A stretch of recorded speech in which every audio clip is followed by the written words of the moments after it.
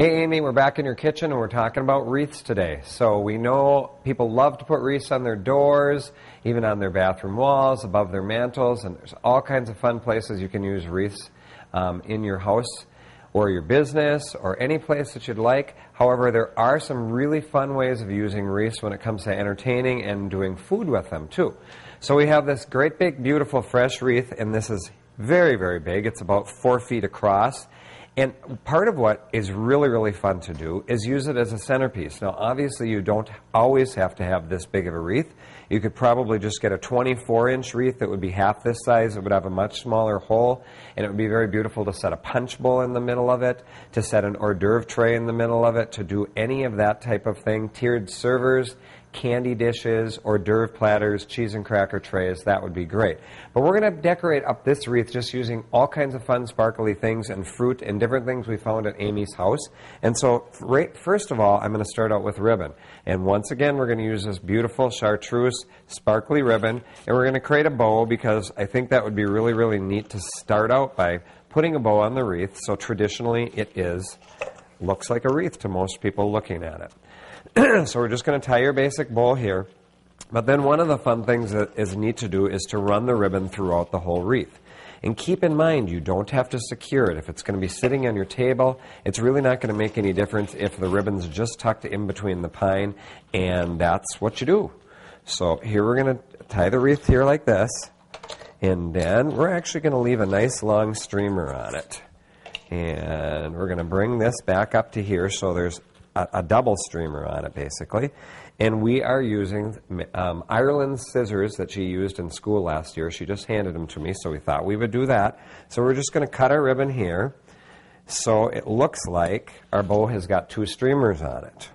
And then we're going to wire our bow here so that we can tuck it in our wreath. And I'm just using the wooden pick with a wire on it that I actually put the apples into the arrangement that we made for Amy.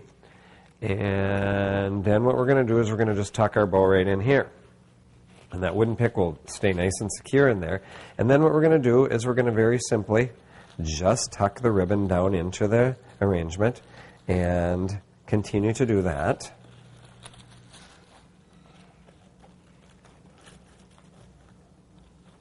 And it's wired so it'll stand up really nice and give you nice loops like this.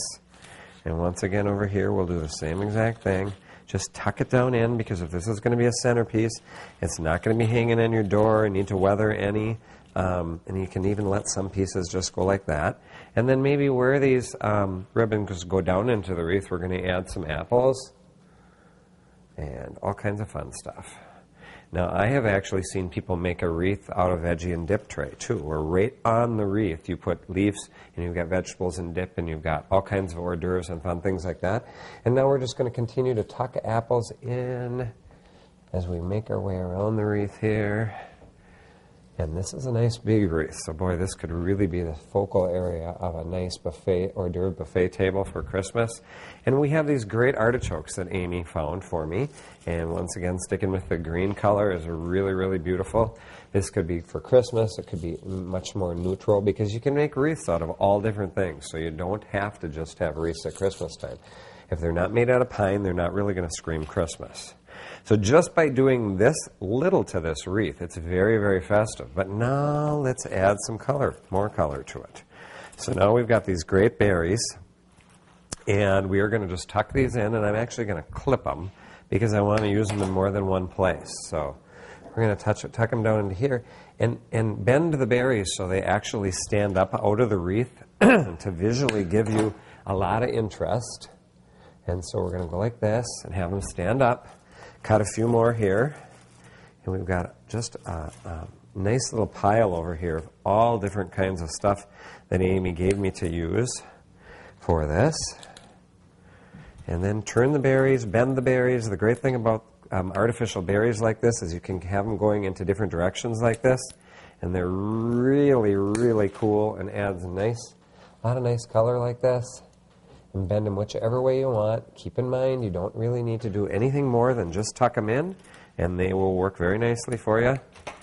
And then over here we go, a little bit more color over here like this. And this is going to just be a beautiful focal point. Now, we do have some sparkle leaves too. It just depends on how simple or complicated you would like, or busy, or sparkly, or anything like that. But these red leaves will add a really, really nice touch into this too. Keep in mind there could be all kinds of other fruits. There could be pomegranates, there could be grapes, there could be oranges would look cool in here for Christmas time too. Even nuts would look great. But we have these great sparkle leaves back at the shop, and we brought these, and I thought this tucking in a little bit of sparkle into this would make this definitely very, very festive for your holiday entertaining. Alrighty, just a couple more leaves in here, and then I think we're going to be done with this design. And if you wanted to do it with a theme, I mean, if you were, having a blue Christmas in your house and blue throughout the house, and you wanted to tuck in blue Christmas balls into this, that would be very beautiful. There's all kinds of beautiful blue ribbon. So now when we're doing something like this and we're going to have an hors d'oeuvre tray, we could set the hors d'oeuvre tray right in the middle of the wreath. Or let's say we have some beautiful candy compotes that we'd like to have sitting out filled with candy. We don't have the candy right now, but we definitely have the beautiful glassware. Look at how beautiful things just sitting right in the middle of the wreath look. And voila, you have a great centerpiece, and you've used a wreath in a different manner.